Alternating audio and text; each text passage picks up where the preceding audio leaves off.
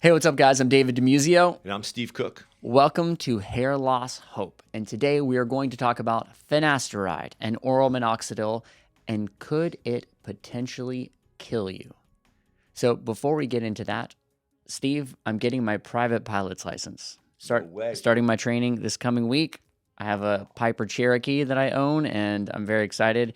The next time I go see my brother in Charleston, I'll be flying my little babies there in my own private plane. So very excited. That is amazing. Congratulations. Thank you. So that leads into this discussion about finasteride, oral minoxidil, and could it kill you? I'm on finasteride and oral minoxidil. I know personally, people that I'm friends with and talk to like at least a couple of times a year, 100 people at least that are on the same 5 milligrams oral minoxidil, 1.1 milligrams of finasteride combination biotin pill that I'm on.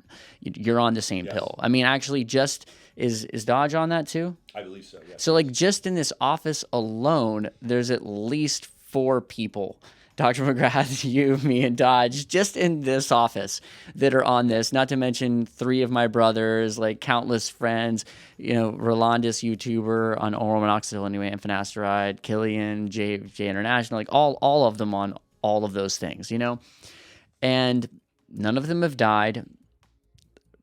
I think Jay said that he might have had some side effects from finasteride, that he thinks he did at one point.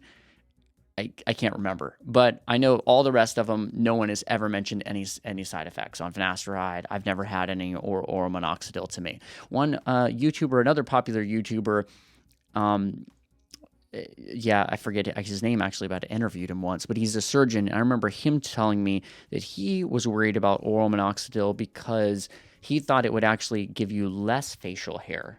So it was going to hurt your facial hair.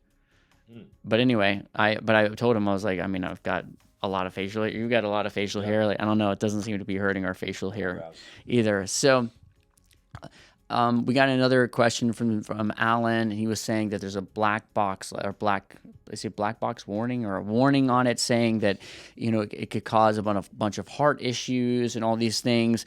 And so we're not here to say whether that's true or not. We can only give our perspective based on the people that we know. There's no FDA approval for oral minoxidil. Finasteride there is FDA approval for, but you're going to find people that have a story, or maybe it's their own story, or maybe it's someone else's story about finasteride or oral minoxidil. The best way that I've heard this explained ever was Steve just a few minutes ago when he was talking about airplanes. Sorry, it all does circle back to airplanes. So Steve, can you explain that and how your experience with airplanes is so similar to finasteride? Yes, David, I will explain it. And, first let me say that I love airplanes, and that sounds really exciting. And I love flying. I love getting from, New York to LA in a couple hours. That's the coolest thing. But I was at one time really young, and I was really afraid of flying. And it's funny because after getting over this whole fear of flying, now I wasn't one of these guys that literally would sit in the back of the plane and scream and yell when the plane was taking off. Not one of those type of, fearful flyers. But I was definitely like a white knuckler the whole time. Like the whole turbulence thing, that wasn't cool. If I couldn't see out the window, the pilot couldn't see out the window, that wasn't cool. If I heard a bump or something, even on the runway, I was like, "Are the landing gear okay? Are we okay?" And it was a little scary for me.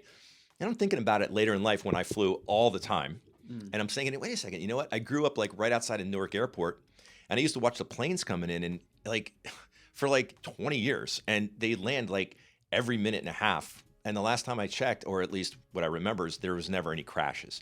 So it kind of hit home for me that my fear of flying obviously was a lot of a mental thing, obviously. But then again, in those days, I used to say to my friends who teased me, "Hey man, there are plane crashes, right?" Yeah. It seems so similar, finasteride and planes and flying, because if you look long enough, you will find somebody that knows somebody that has died in a plane crash.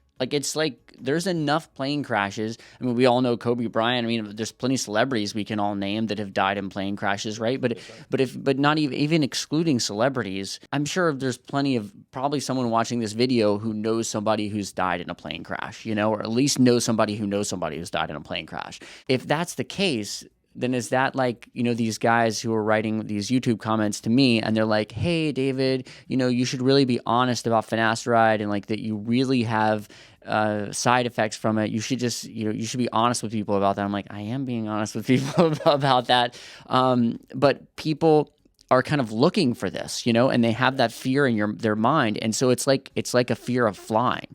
It's like a fear of, yes, I know that this thing exists, that this planes exist and that people fly and that, most people seem to take off and land just fine. But I also know that people fly and they die, so I'm not going to go on any flights. And it's almost the same exact thing. Yeah, it's again, teasing me at a young age. My friends would say, what are you going to do, stay in New Jersey your whole life? Get in a car, an RV? You got to go places, And yeah, you're going to do is sit there and lose your hair. And the numbers, now I'm a numbers person, and the numbers speak for themselves. So when we go back to the plane crashes, when you look at the, planes in the just the New York area alone on a Monday morning at 10 o'clock and the amount of planes and the air traffic control has to manage, that's pretty crazy. And there's just so many planes, but there's so few even accidents, never mind plane crashes. So I'll take those odds at this point in my life because obviously I'm a numbers guy.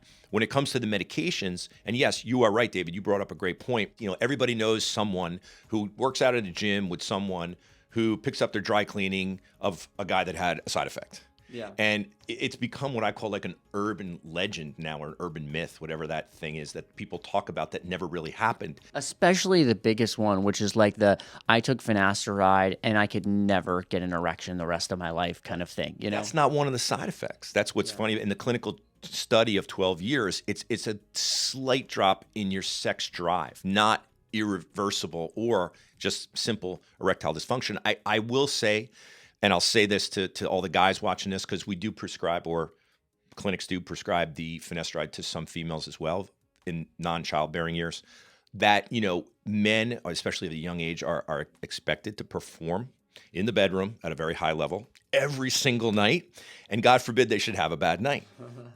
Oh, it can't be me. It's got to be the finasteride. So, that's kind of where we're at. If you put a pill in your body and something's not right with you, it can't be you. It can't be the fact that you've just, went through this horrific, like traffic jam and race to get to your date and had pressure on you, or your wife's mad at you, or whatever the case is. It's all about the pill. So, yeah, that's called placebo. That's called psychological. Yeah, we're not doctors. Yeah, I mean, especially after you've taken this pill and you've been reading all this stuff online about, oh, I'm not going to be able to get an erection. Like, what do you think how is your brain going to work? Like, of course you're not going to be able to get an erection. Like, you've just been reading all this and you're terrified and you just took this pill and now you're about to have sex, hopefully for you. Yeah. I have to tell once, I don't know if this is going to make the cut on our video, David, but I have to tell this. This is a true story. Of course, you guys know, because a lot of you guys call me, a lot of you guys text me, and I'm here for you. I want to help you, as David does.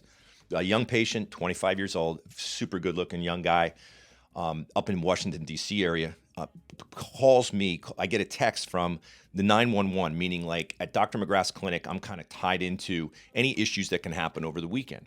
So I get an emergency text from the answering service that you need to return a call from a patient in the Washington, D.C. area. So I'm like, actually, it was ironic. I was on my way to the clinic anyway, and I pull him up in the system, and I see it's a young guy, and he's not a surgery patient. He's taking finasteride with the Rogaine, the Minoxidil. So right away, I call him up, and I'm like, hey, man, what's going on? Like, what's the emergency? He goes, Steve, thank you for calling. Thank you for calling me on a Saturday. He goes, okay, here's the deal. He goes, listen, this is really important. He goes, I'll be honest with you. I'm dating 2 girls at the same time. He says, and the one is really hot. She's really good looking. He goes, I get the best erection. You have no idea. I'm like, incredible. The other one, she's not so hot. He's like, I'm not really getting that good of an erection. He goes, you think it could be the Propecia? And that is a true story. I swear to God. And that was an emergency on a weekend. I mean, I guess it's an emergency for him. That's a true story.